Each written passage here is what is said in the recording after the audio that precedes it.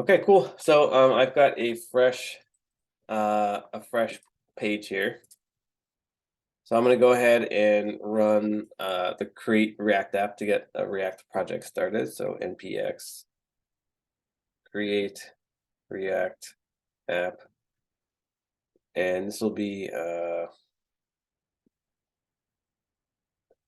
let's give it a name, users.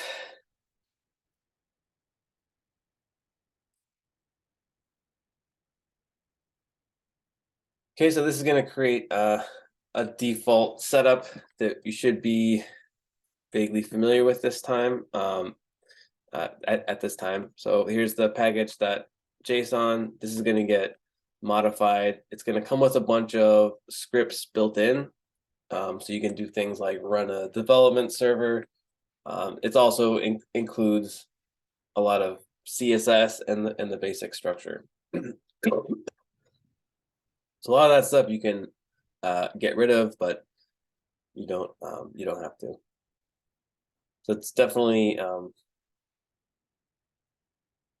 yeah, the initial app is definitely full-fledged. All right, let's take a look at the package.json.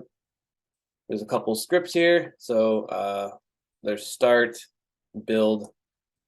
We don't need to worry about build right now, but you'll run this before you deploy your projects. So build is basically just going to it's going to take all of your React project and compile it down into something that can be served. And then test, this is also built in, so you can run unit tests. All right, so you go to source, and there's a couple main entry points. I'll just kind of review this. So we have our index.javascript. So this is like the real entry point. And let me take a look here. So index.html, excuse me. Here's what will ultimately get served up to someone is an HTML document. And we have this, there's really nothing happening in the body except there's this root div. And if we look here at the index.js, you can see that we're grabbing the root, the document.getElementById, and then we're going to shove everything that we write in this app into that root node. So that's how this whole thing is working. We have a normal HTML document, and then in the index.js, we're just going to grab it and then shove our entire application in there. So it's going to start with app, which is right here. So this is the main component. You can call this whatever you want, as long as you change it there too. Okay. And I'm going to save this right here, and then I'm going to run server. So npm run start. Okay, I got to make sure I'm in the right level.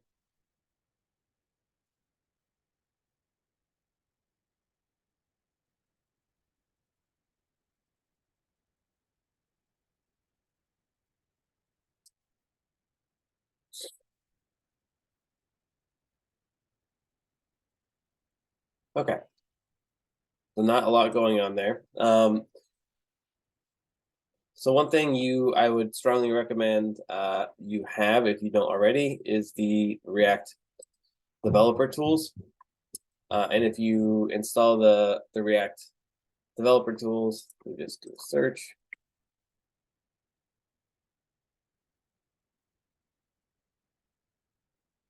So this is a Chrome extension, and it makes developing in React much easier. So here, for example, you get these two extra things. The components is the main one we're going to use, but this just gives you a very convenient way of looking at the structure of your application.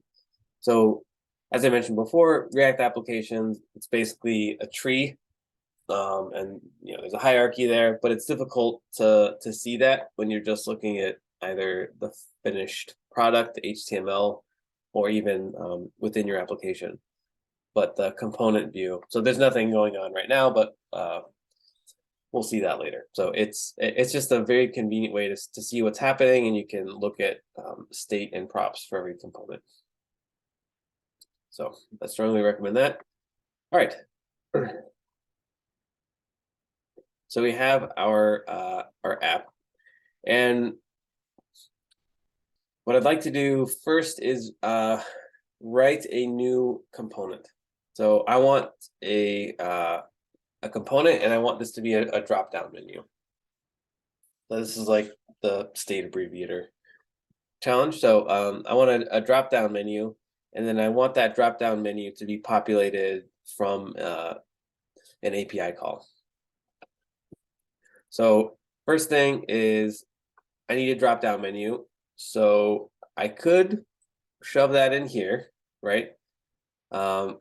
You could do everything in app and just have one giant function that does everything, and that could work, but it's not very modular or extensible. So I'm going to create a new component.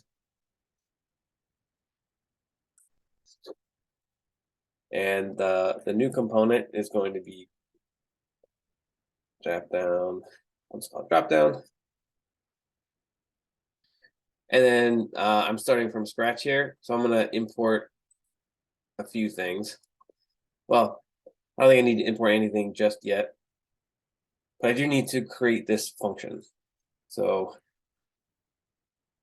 this will be called drop down.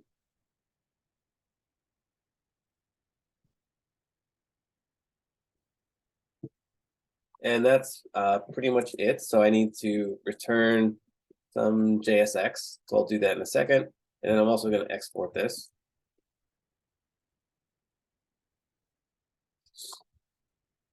All right, and so for now, I'm just going to do H2.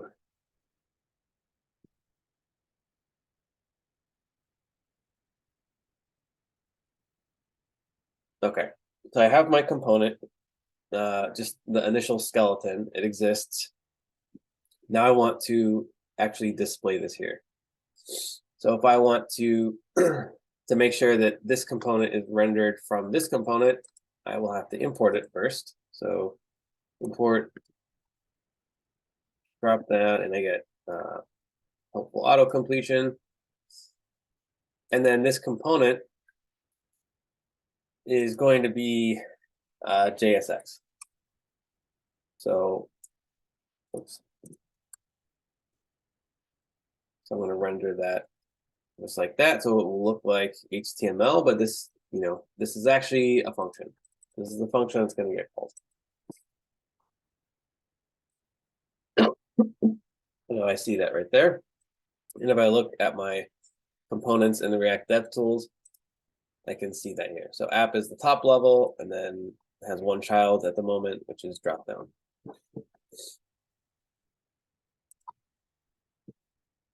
Okay. And then my dropdown component would be, let's save a little bit of time. All right. So I'll have a label.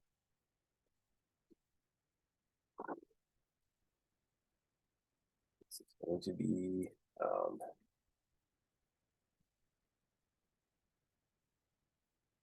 so I'm already getting some red here. So what's the problem? Well, the function can only return one HTML tag. Exactly. Yeah. So there's a couple ways around this. One is you could wrap everything. One is you could just return one element, but practically you have to wrap whatever you're doing. So you can wrap it in a div. You can also wrap it in this generic kind of built-in nothing tag, this fragment. So this will just kind of satisfy that condition, but this won't show up in the HTML. Whereas if you use a div, the div will show up there. Okay, so now I'm just returning one element. So I have label and then select.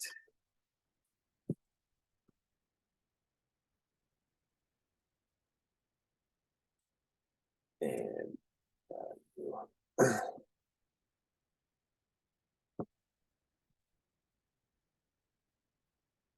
I'm going to write a handler here.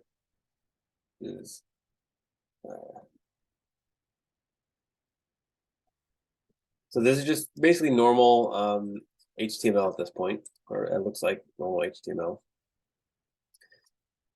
And then I'm going to add some option. Another one.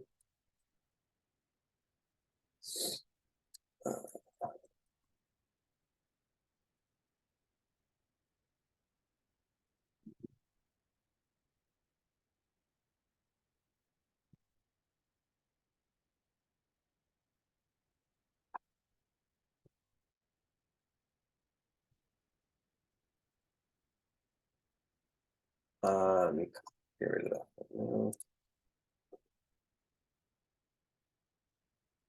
Okay, so now I have a drop-down menu, and if you look at the inspecting the elements, everything looks pretty straightforward. Just HTML. All right. But this is not doing anything. So I said before that I want this, I want the options to be populated from an API call. So I want to get a list of users from somewhere else and then use that to populate this list. So I have there's a couple problems with that. The first question is where or when do I make that API call? So an API call is asynchronous. So I can't just say, hey, go here and grab this. I can't just shove it directly in here. So the API call is asynchronous. And then React has its own patterns that I have to be aware of, its own life cycle. So the answer is going to be that I will have to use something called a hook. So I'm doing this in functional components. So I'm going to use a hook, and that hook is going to be useEffect. And we'll talk a little bit about what useEffect does, but I'll import it first.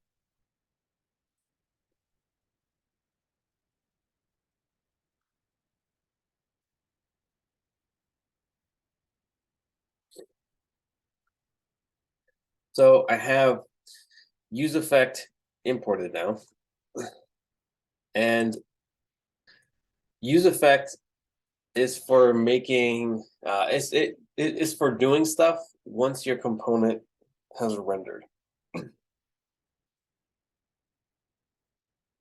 So React does things very, very quickly. So it's hard to see, when exactly things are happening. But when this component first renders, it's going to call this app function, which is going to call this drop-down function, which is going to return this. So ultimately, all this stuff is going to get compiled and then served up as HTML. Then at that point, once it already exists, once it's rendered, then I could do other stuff. If I want to make changes, if I want to I want to change the text of this element or whatever, you have to wait till it already exists there before you can start messing around with it. So we have to follow that same principle here, where this component is going to have to be rendered before we change it, before we modify it. And do that with useEffect. So use effect, and use effect takes two parameters. The first is a callback function, and the second one is a dependency array or dependency list. And we'll talk a little bit more about what that means. But for now, let's go ahead and figure out what our callback function needs to be.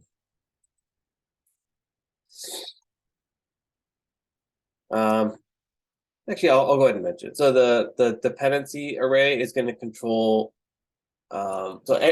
Everything in React basically answers the question like, do I re-render this? Or I mean, everything needs to be concerned with the question of like, when and how do I re-render? And useEffect is going to answer that question. So when this component first is rendered, if you include an empty dependency list here, then this useEffect this hook will get called one time. So right after the component initially renders, this useEffect will get called, and then that's it. So that's what this useEffect is doing. If you want to do something once right after the initial render, then this is what your dependency array should look like. If you want to do it, if you want this function, this hook to get called anytime anything changes, then you don't include a dependency array. So anytime this component's props change, you'll run this. Anytime this component's state changes, you'll run this. When this component first renders, you'll run this. That's usually not what you want to do. So there's no dependencies, which means like no restrictions, which basically means call this function anytime anything happens. This is basically the most restrictive, which says only call this function on that first render. And then you can also specify things. So we'll see an example of that later. But you can say rerun this only when ASDF changes.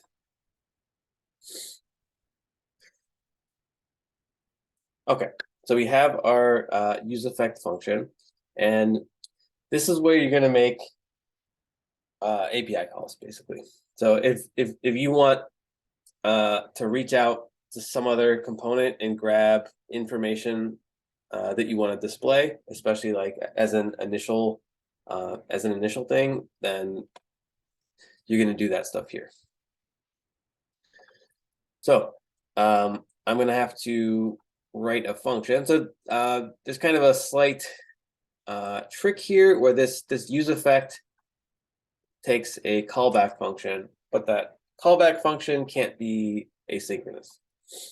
So we're actually going to have to define an asynchronous function inside this callback here, and then we'll call it.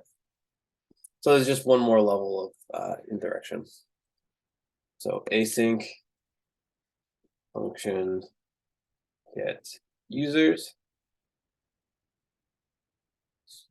And then I'm going to use trusty JSON placeholder.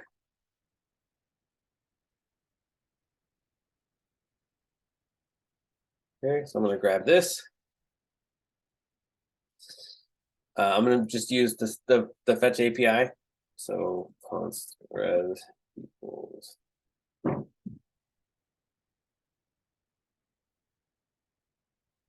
And then I have to parse the body.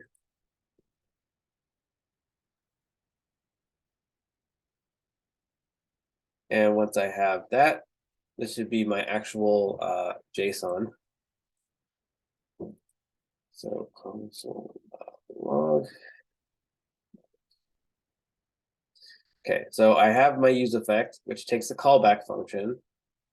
But because I'm doing an async thing, I have to define it here, which means I have to make sure I call it.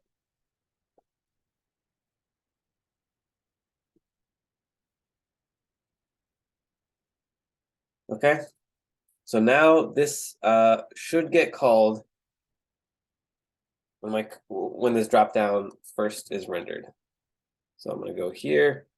I'm going to go into the console, and I see that I have a promise pending here. So my mistake is that I need to call await. So await here, this returns a promise. This also returns a promise. So I just need to mark that. And here we go. So now I have all of the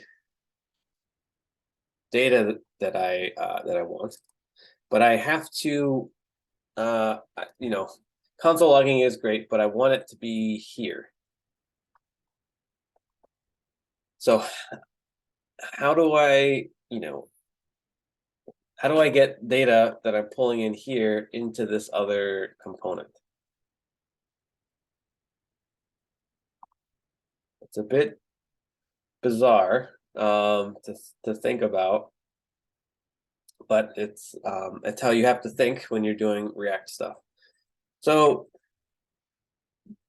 this component gets first rendered initially, right? It gets rendered initially by this app component. Once it actually exists, I can see that this dependency array is empty, so it will only, this useEffect function will only get called once this component is mounted. This gets called, it makes this asynchronous API request and gets back some data. Now, the problem is that I don't want this data to be right here. I want it to be over here. But I can't just change, I can't just say like, okay, change this or whatever, because I don't have direct access to it. So React, these components are pure functions. They try to be pure functions, which means that you can't just like change stuff in them. You have to, you have to change things in such a way that React will recreate them. It will recall the function and recreate them. So how do you make a component call itself or refresh itself? The answer is that you change its state. So if we want this component to re-render with some updated values, we're going to have to change its state, which means we're going to have to add some state. So not only do we need useEffect, we need useState.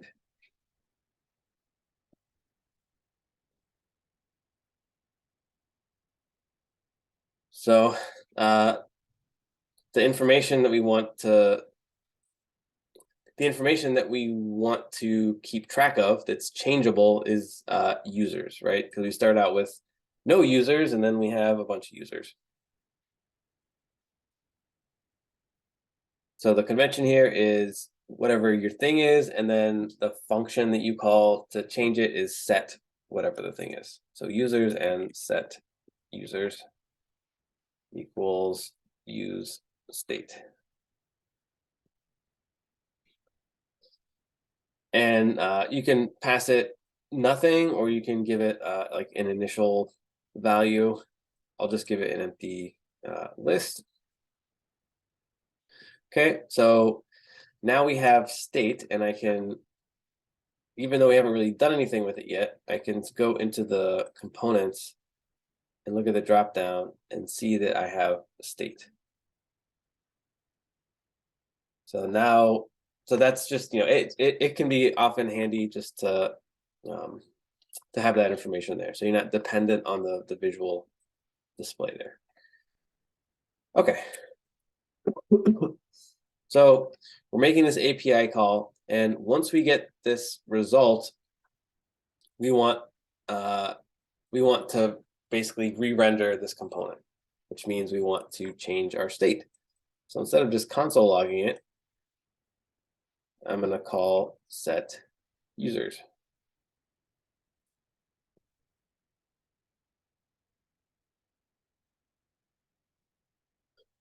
So now what's going to happen is this component will initially render. When it initially renders after, it will call useEffect because of this dependency array. It will call this, and it's going to asynchronously fetch some data, and when it gets it back, it's going to change the state. And React will manage this, but when you change the state, React will trigger another re-render. So this is another, so once we change the state, we have an opportunity to change what we're going to return here. So now we have to package up the information that we have in our state right here, users, into these options. So I'm going to write a function that will do that. Const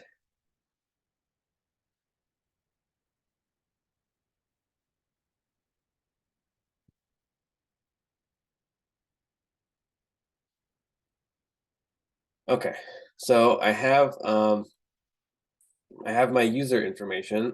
So one nice thing you can do here is instead of having to put everything directly in here, I can call a function that returns a list, and React will take care of that. So I want to return a list of options from this function. Return, and how do I get a list of options? Well, my users should be a list of users.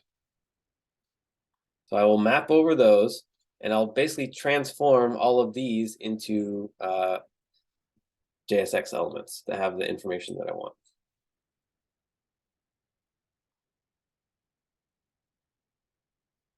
Okay.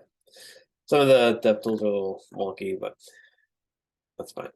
All right, so I'm going to users.map,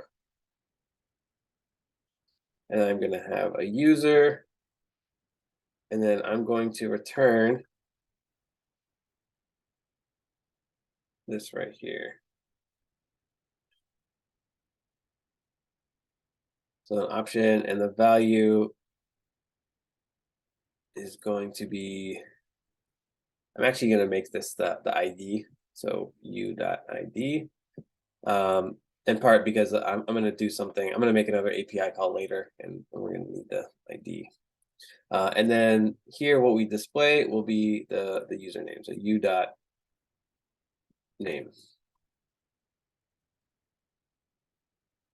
Okay, and once we do that, we can just call this create options. And the first time this gets rendered, this create options is going to return nothing, basically. It's just going to return an empty, because we're starting off with an empty list. So this is just going to be empty, so we won't see anything there. But very quickly, so the initial re-render happens so quick that you can't see it. Eventually, though, useEffect will get called. This get users function will get called. That will call set users, which will change the state, which will trigger a re-render. And once that user data is actually populated, then when it re-renders, this function will be returning not just an empty list, but an array of options. Are there any questions about that? There's a lot of, there's a lot of steps.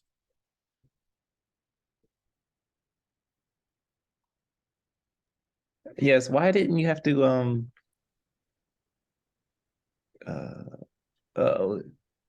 sorry, That's fine. it's so easy to run into that issue with when you try to iterate through something in React and you get like not like the keys aren't unique. But you use Oh, yes, yeah. So that problem does exist. If we look at the console, it's going to be yelling at us. So each child okay. will have a unique key prop. So we can fix that real quick. So I'm going to add key equals. So this is just something you have to do for React. It's, you know, I'm just going to use actually. So yeah, I'll use ID u.id, and that should make that go away.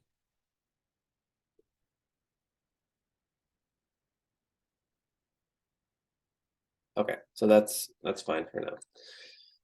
So you need to give it some kind of unique identifier, just so React can track it, basically. So this is just a React internal thing. You have to supply it. And if you don't have it like a real unique value here, so presumably this would come from a database. So the uniqueness would be enforced on the database side. But you could also just use like, the indexes of an array if you don't have anything better.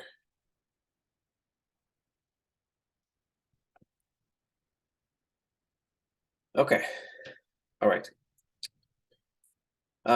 Cool. So this works now. We're using useEffect. Here we're making an API call, and then we can dynamically get data. So it has to go through a couple cycles, but those happen very quickly.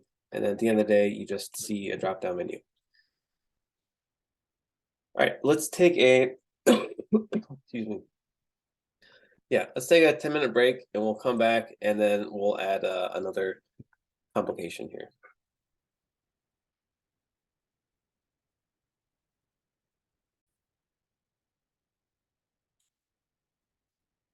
All right, so we've gotten to the point in the application where we have our drop-down menu, and it's being populated from information we're getting from an API call. So the general pattern for that is you use useEffect, and you pass it an empty dependency array. So that will only get called right after the component first mounts. So it's going to get called once right after the component first mounts. And then whatever information you get back. So the issue is that it'll get called once, but we need to trigger it again because we'll have new information that we want to display. So how do we trigger that again? Well, we have to use state. So once we get the information that we need back, we will change our state, which will trigger a re-render. And once we have the re-render, then that re-render will have our have this information inside of it. So then we can populate that. This create options will actually have data, and so that gets displayed. So that's the basic pattern. Now we're going to introduce a complication, which is that we don't just want to have this drop. Actually, we still have to do the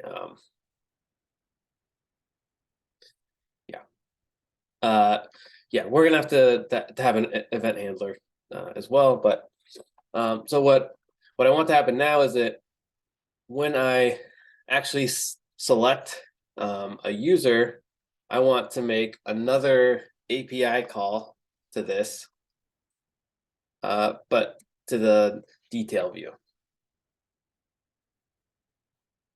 So so we'll pretend that these are totally unrelated APIs, and but so I need to make another API call to get the actual detail user information.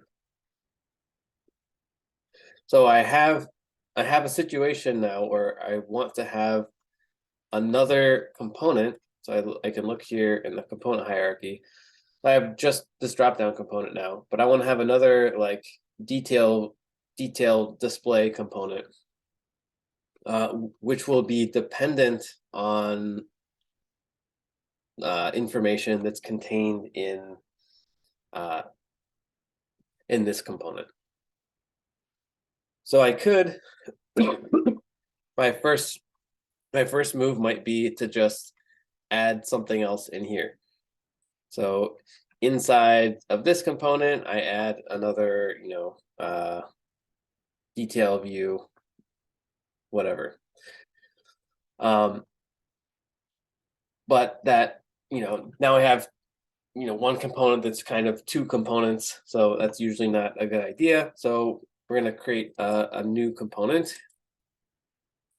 This will be called detail.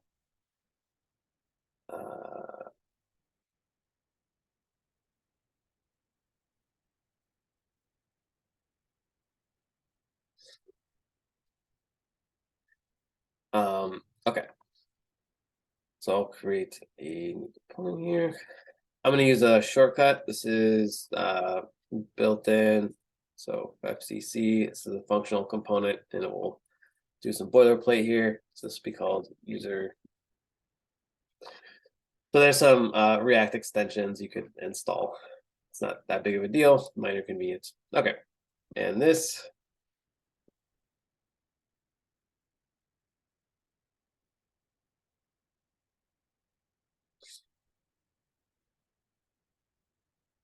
Okay.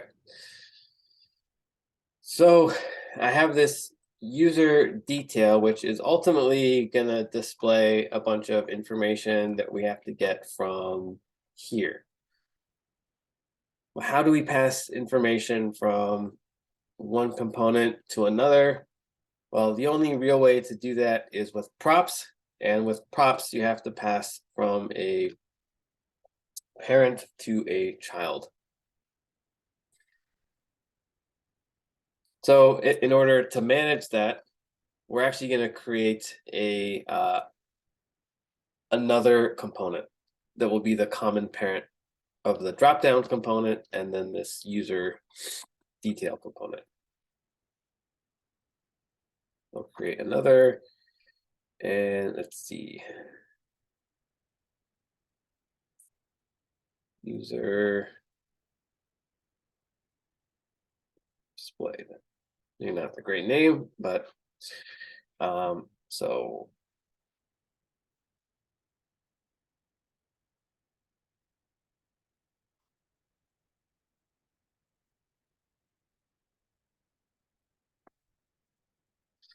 okay. And then this component is going to display both the drop down and the user detail. So I'm gonna do some readjustment here. So this drop down is not gonna get displayed directly here. Instead, we're gonna do user display.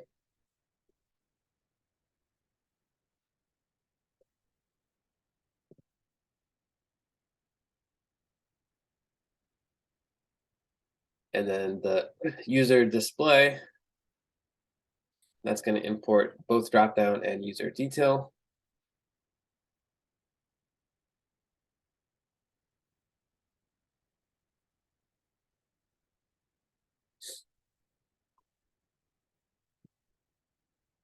And then I'll display both of these. So dropdown.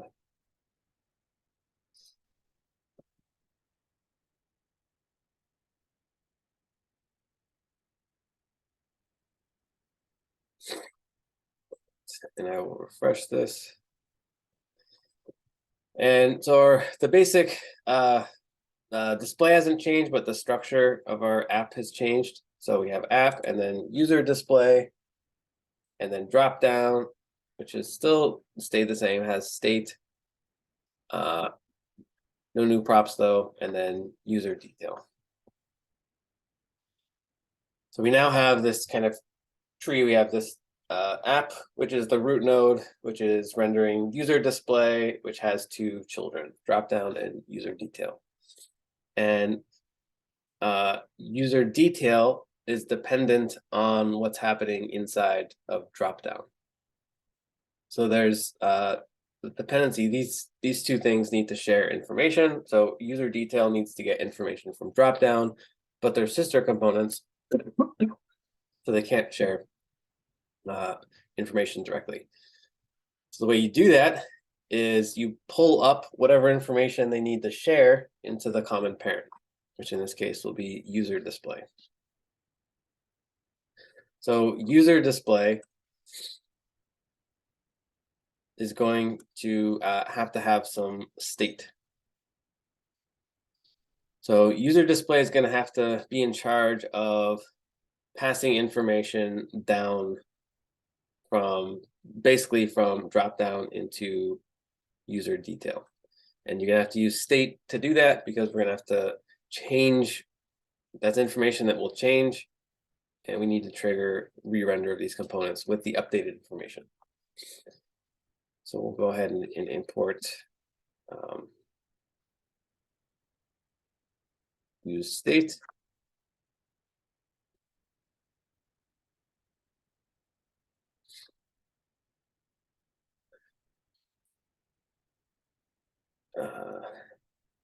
We'll call it selected user.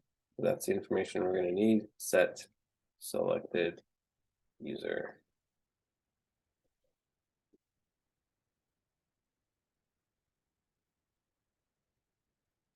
Okay, so we have the basic setup now. So user display can do that, and then user detail we know is going to have to get past that information. So selected user equals. So this is just a parameter now. Whoops. Do this.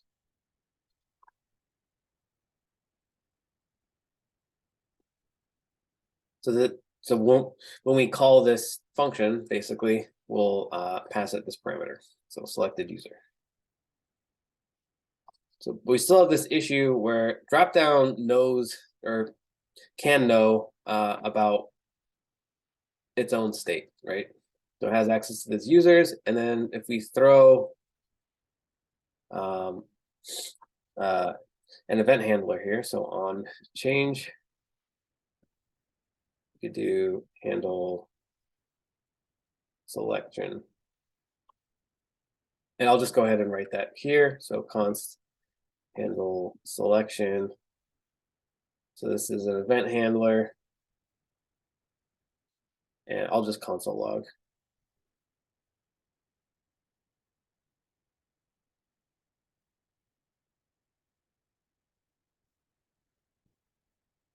Okay, so if I go to the console here and I click something,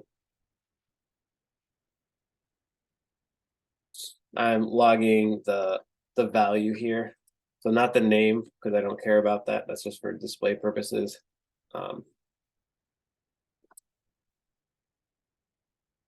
So the value is what's getting logged there.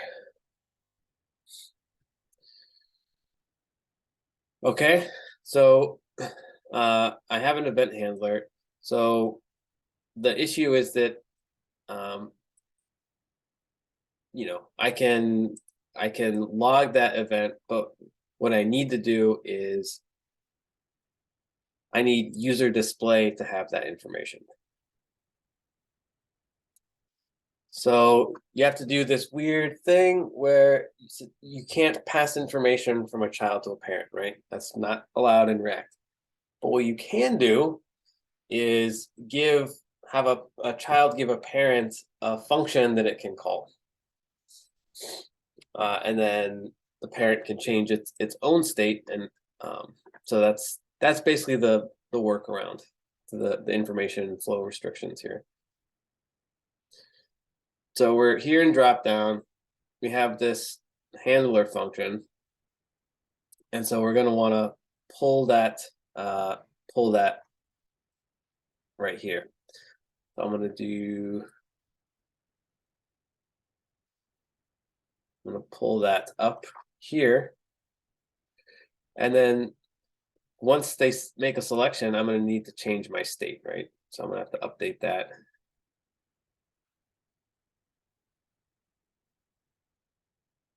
So I have this handler here now in the parent, which can change the parent's state, which means that this updated information can get passed down here to the sister component, right? So it's all very confusing, but so now we have the outline of the correct information flow, but this dropdown now no longer has the handler. So what we have to do is we have to pass this handler back down into drop down.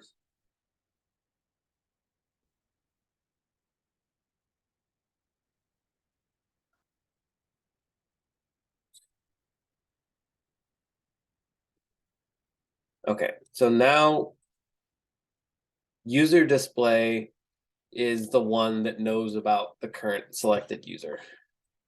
Go here. So user display now knows about the current selected user. And it also has the handler for updating that. So this component needs the actual selected user, and this component needs the ability to change who the selected user is, right? Because the drop-down component is where that is actually controlled. So we have to go in the drop-down, and we now have a prop that we need to access. So I'm going to use this object destructuring, and I can give it the same name. As long as we use the same name, it's very straightforward. I can just pull this out individually instead of doing props dot handle selection. So now my drop down component can still do all of its drop down component stuff, but when there's a selection that's actually getting made, it's going to call a function that it's getting passed here. And when it calls that function,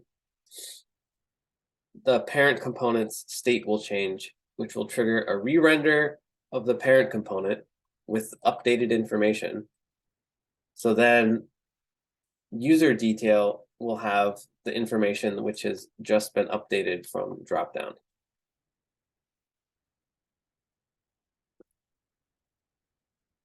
So I'm going to refresh this, and we can take a look at the dev tool. So user display, we have state. It's undefined because nothing's been selected yet.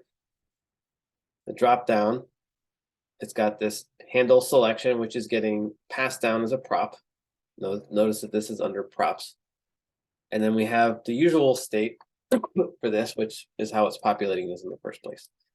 So if I make a change here, let me see.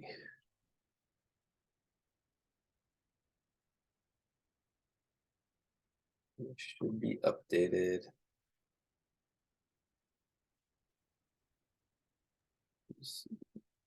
Selected user is not a function. User detail.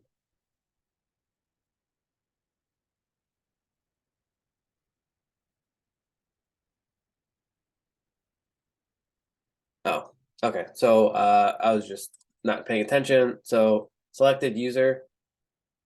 So this use state will return, the actual state and then the function to modify it. So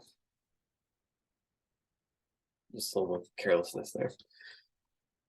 All right, so if I go back to the components,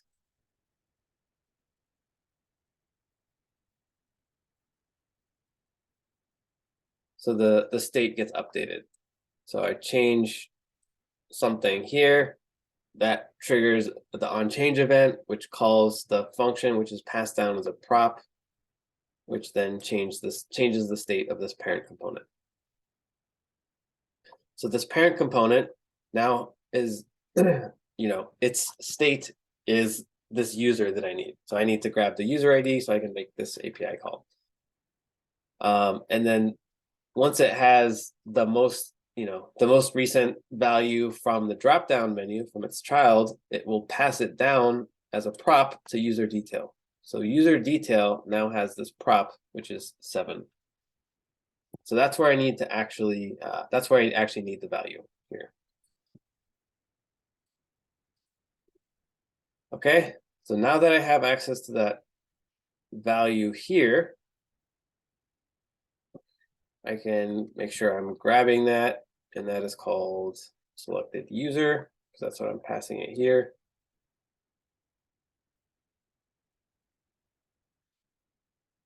Okay. Now the problem is that I'm kind of, now that I've done all that, shuffling and everything, I'm still kind of in the position where I was initially with this drop down component, where I need to display some information that I don't have yet. So I'm going to have to make another API call. So this user detail, once this selected user, once the props change, anytime the props change, this component is going to get re-rendered. So anytime these changes, I'll have the most recent selected user, but I have to make an API call based on that. So anytime this prop changes, as in someone chooses a new user, this component will re-render. And once it's rendered, that's when I can make my API call. So I have to follow the same basic pattern of the dropdown, where I do useEffect and blah, blah, blah. So I'm just going to copy this actually.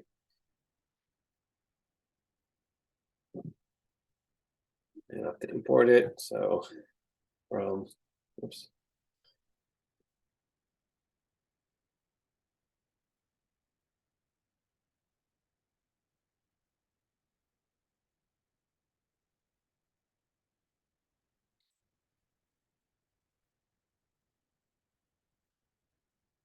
Okay, so this is going to be users slash whatever the selected user is.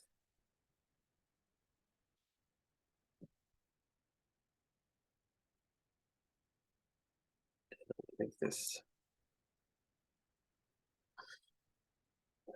Okay. So I should be making the API call there. It should get the stuff, and then this body will be whatever the current selected user is. Then I also, so just getting this information isn't enough. I'm also going to have to re-render the component because I'm going to need to display some stuff. So I'm going to add some state. Let's do user details set user detail.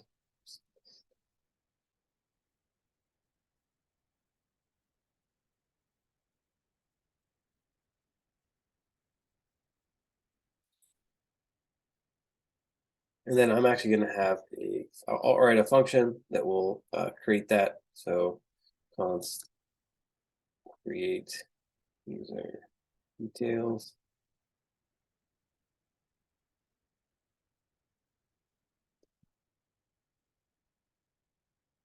And I'll keep it very simple.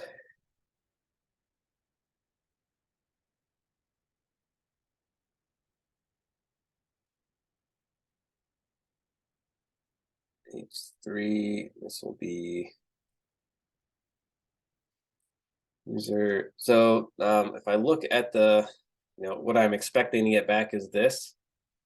So user details, I'll just grab the email and the name.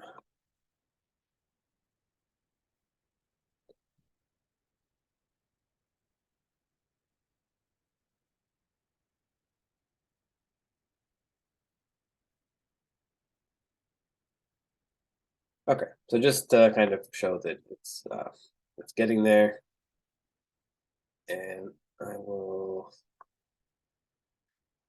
I'll make this a fragment, and then I will call this function here.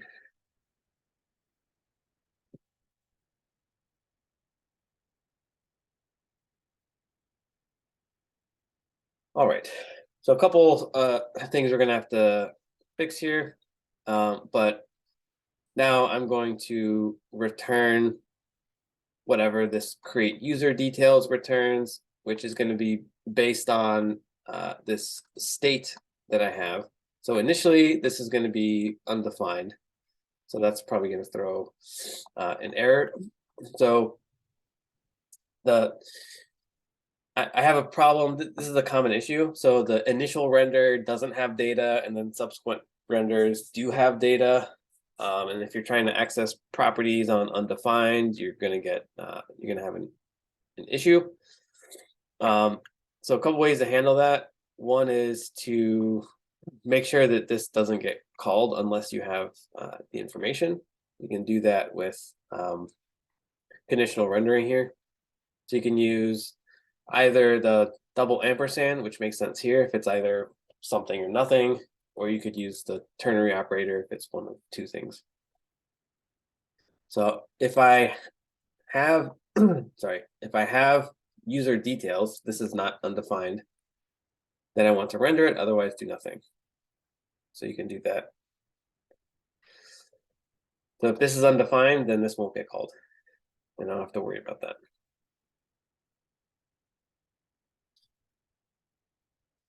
Okay, so user detail is going to get the selected user, which is going to be a user ID. When this first renders, it's going to fetch that, and then I can set the state.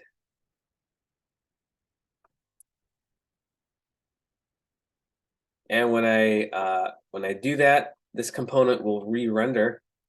And when it re-renders the second time, then this value will be populated, so it won't be undefined anymore, which means that this function will get called, which means that this should show up. So let's see if that works. So if I select someone, that's not working right now. Let's go to the undefined. Let me try this one more time. Okay, so I have an issue here where I'm trying to make an API call to this undefined thing here.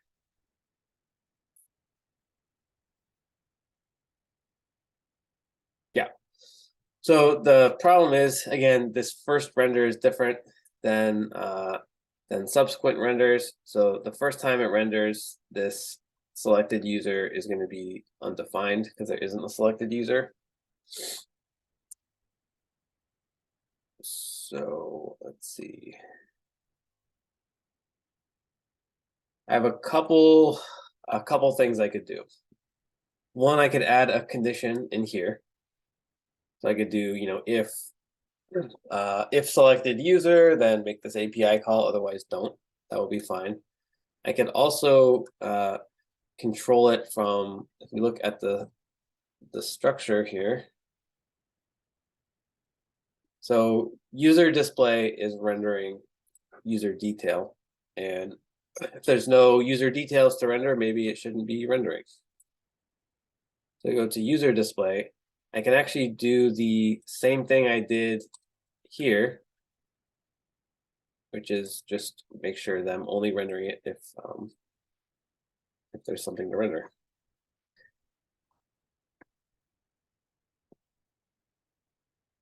So I can do selected user.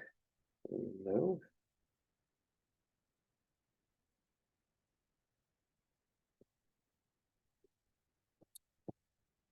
So now you can see that that other component is not being rendered right now. So if I then select it, then it gets rendered. And we can see user display has hook. It has state. Drop down also has state, but this prop is what is informing the state of the parent. And then user detail has the prop of the current selected user, which should match the state of the user, its parent component, the user display.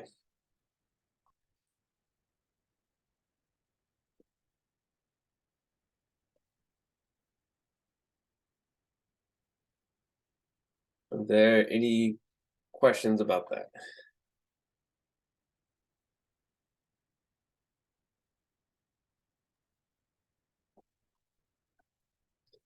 So it's definitely a peculiar way of thinking about things and going about it. I think with time you'll find, some of you will enjoy it, some of you won't. But it's, React definitely has its own mindset for solving problems. And it seems very bizarre and overwhelming, but I think there's really a limited bag of tricks that you're going to use over and over again. So I think once you do a few examples, you should kind of get the idea. So props, state, use effect. This is like 99% plus of the stuff you're doing. And then when you're refactoring, a lot of it is like, okay, this component needs to know about this, but it's actually controlled in another component. So you have to lift the state up into a common parent. And the way you do that is you have the parent control the state and then pass down a callback function to a child.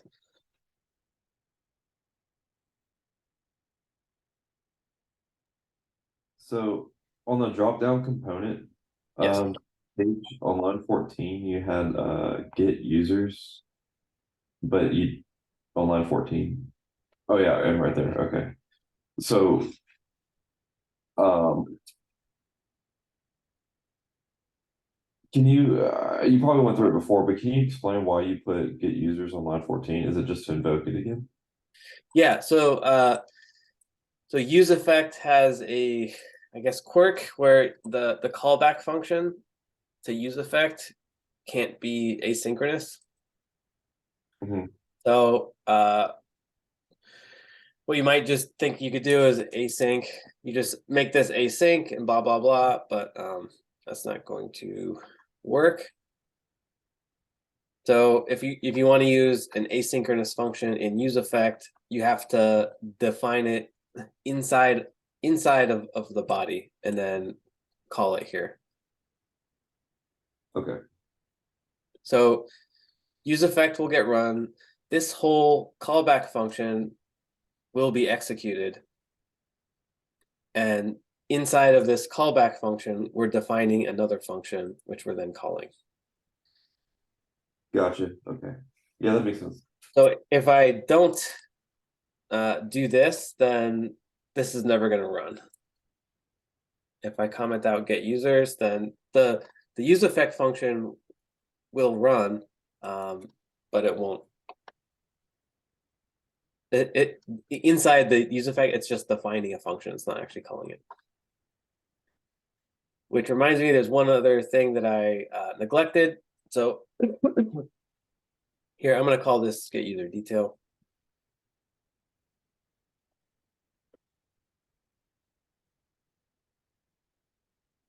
So this dependency, I'm getting a squiggly line here, which is telling me that I have a missing dependency.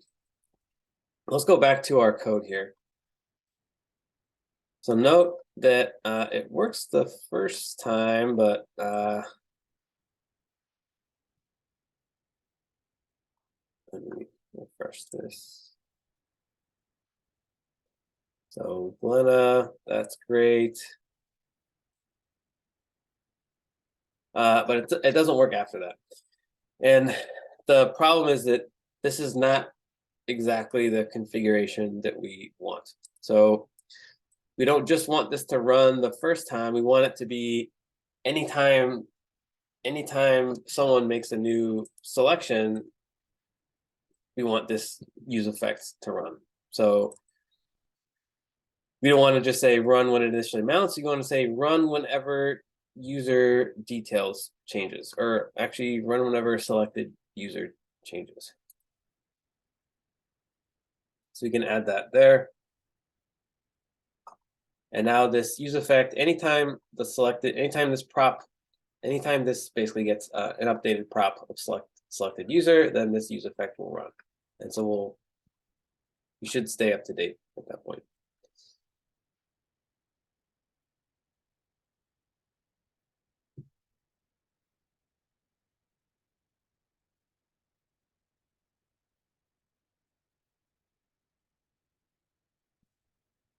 So I have to mess with this. So this is not displaying the correct user. I mean, it's working correctly, but it's going back. So you could change that with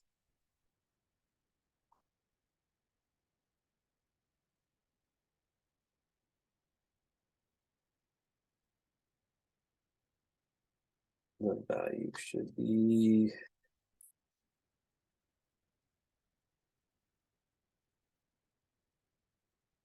Let me add one more thing here.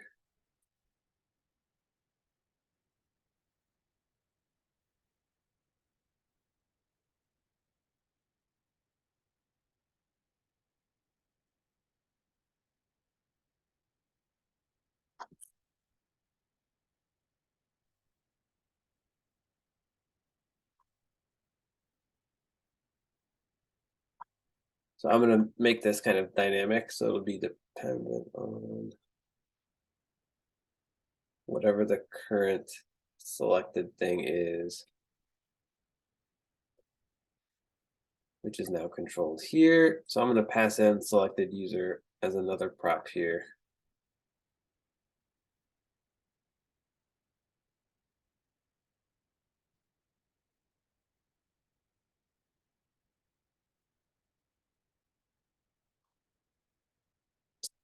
Let's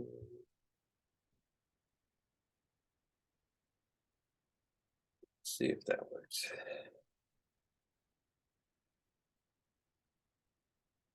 Okay. So the change I made there was I want, before, like, everything was working, but the selected user was independent of so basically, like, React wasn't controlling this component, and so I made this component what was called a controlled component in React, which means that the selection here is actually being determined by the state. So this drop down menu, I'm saying whatever the current selected value is, I'm not getting it directly from what the user is doing. I'm actually getting it from state. So anytime someone changes something, the initial value will be nothing. Anytime someone calls the handle selection, which is passed down as a prop, this will get called, which will change the state here, which will update that, which will then get passed back down as a prop to the drop-down menu, which then will show up here. So what's showing up here is not like, I'm clicking this, but there's actually a couple intermediate steps. So this is only indirectly based on what I'm doing as the user.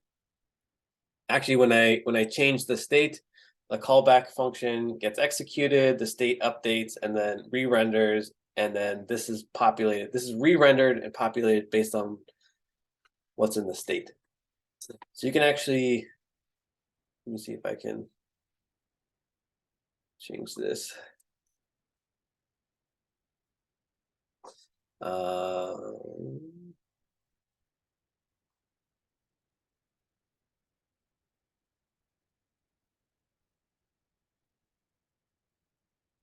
Let's see.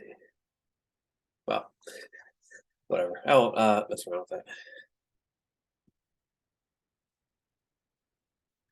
Okay, but the real thing that I wanted to show you was this dependency array. So this, I want to make this API call anytime that the selected user changes. So I just include that in the dependency array.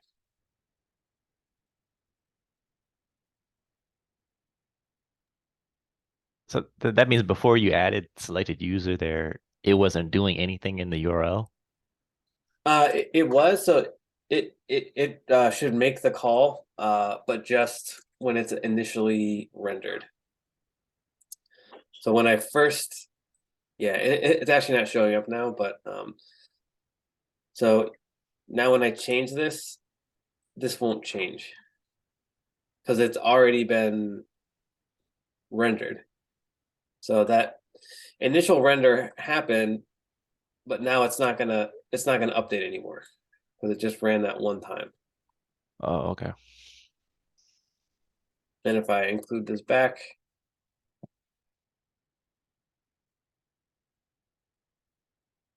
now the first render works, and also subsequent renders get updated. Is it pulling different emails for the different users, or is it just me? Let's see. It looks like it's a random. Yeah, that's confusing. Patricia, Lebsack. Yeah, I think these are just. It doesn't. The data doesn't match. That's what I was wondering. Okay, all right. Our app is good. The info is just weird. Yeah.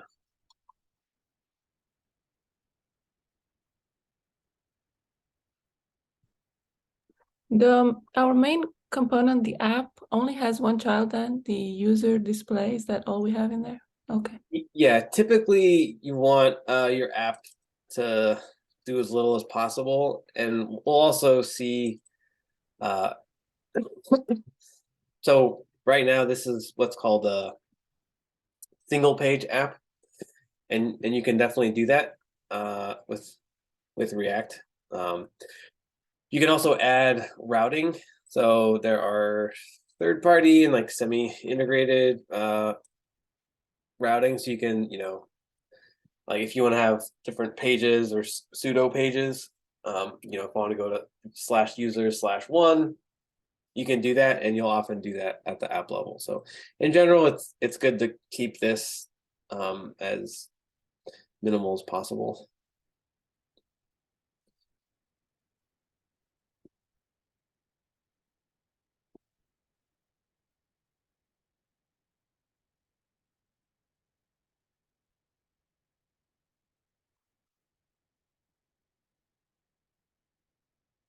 Okay. All right, there's a couple challenges. So the doors game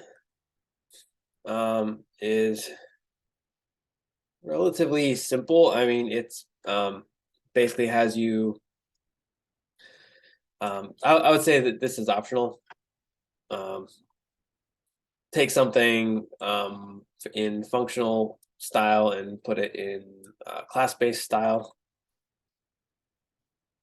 If you want to do that, it's fine. You can also just take a look at this and try messing around with it. Just playing around would probably be a good idea. And then the, let's say the more robust challenge is this React Mad Libs. So I think what I'll do is I'll have you guys work individually on the doors game for, if you want to do the actual challenge properly, or you can just kind of mess around for an hour or two, and then we'll get into groups and do the Mad Libs challenge. A couple. Let me stop the recording.